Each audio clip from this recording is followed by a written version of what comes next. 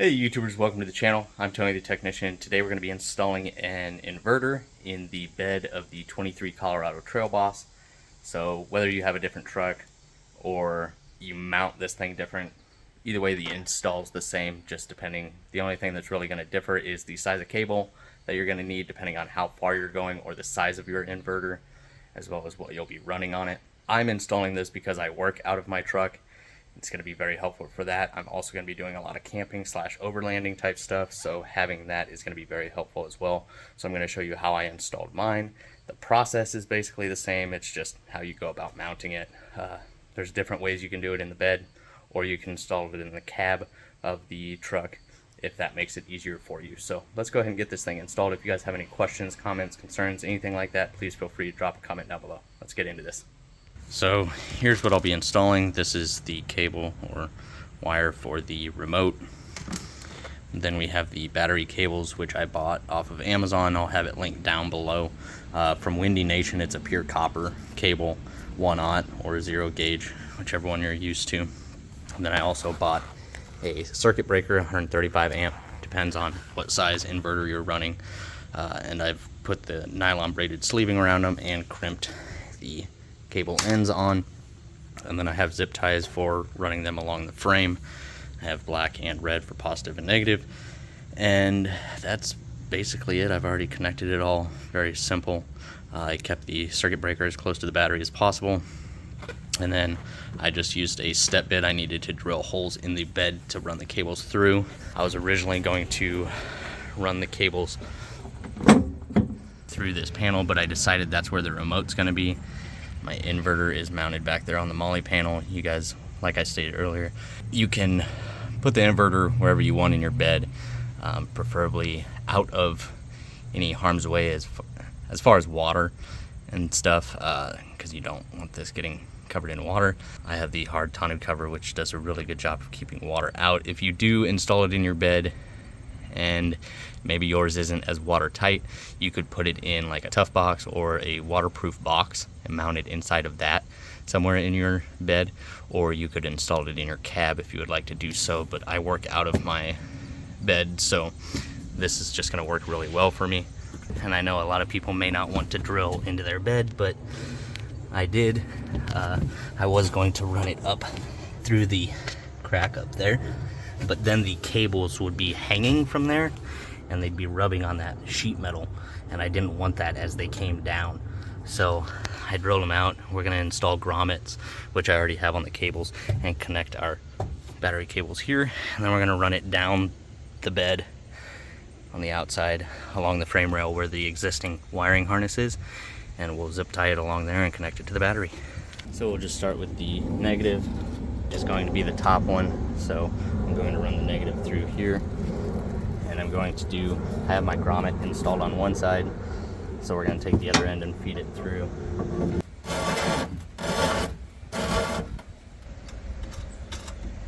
Then I'll be using a flat pick or spoon in order to get the grommet in without damaging anything. For the positive, I've removed the circuit breaker for now. Obviously, I have to get it through here, so I went ahead and installed the grommets first because I tried and it was just too tight to actually get the grommets in. So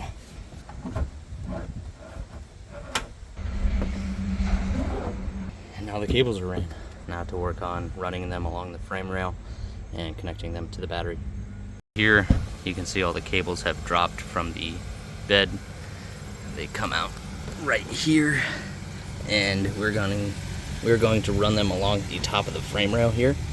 You might be able to see the existing wiring harness. It runs along the entire frame rail underneath the truck. Then we're going to come up by the firewall, and we're going to come in right down there.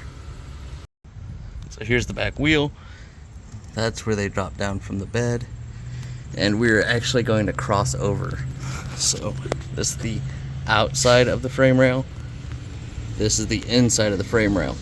We're going to cross over. You can see that is the wiring harness for the vehicle.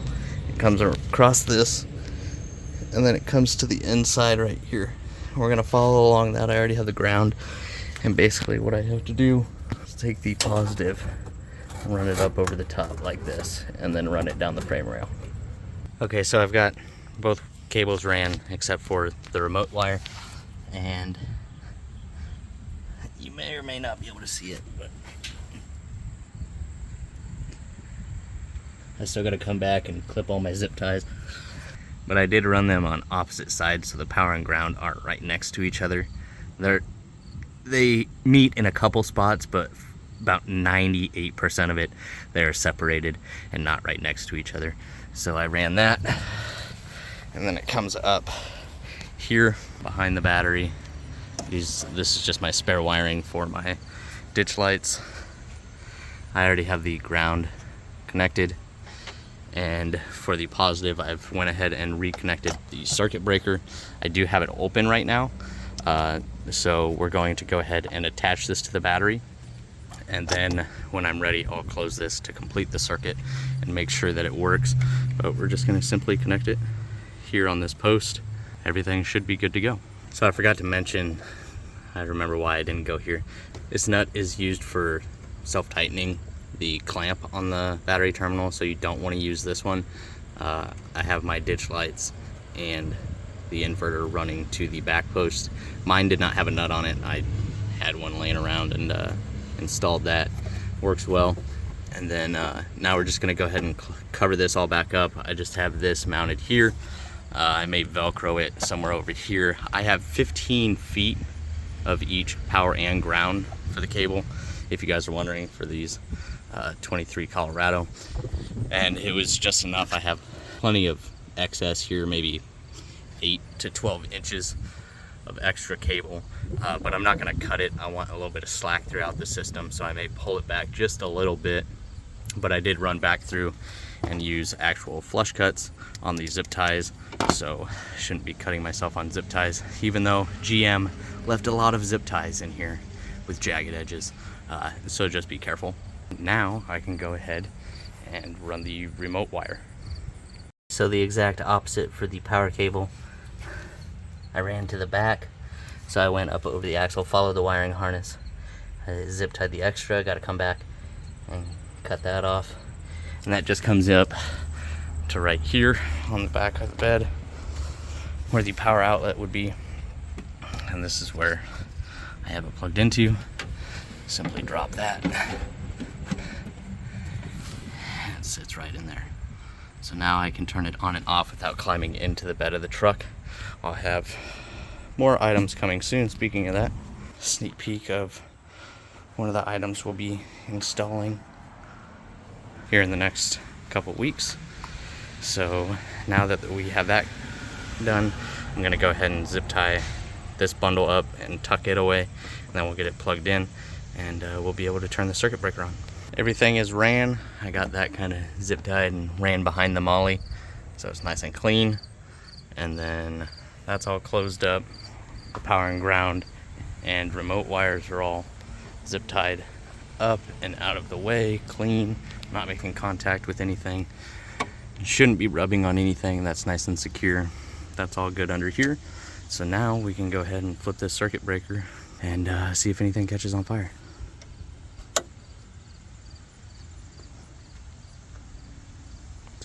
Doesn't smell like a fire.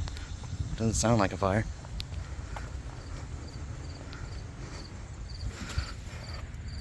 Doesn't look like a fire.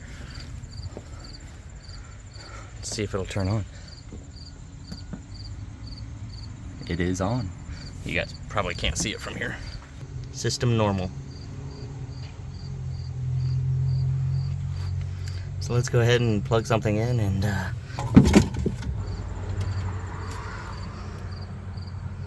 oh, it's working.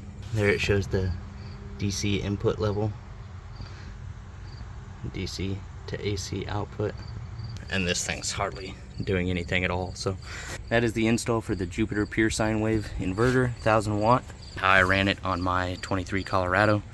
I'll go ahead and get this all cleaned up. We're going to be doing some videos here soon, redoing the bed, doing some customization here as well as on top. It was like Christmas today.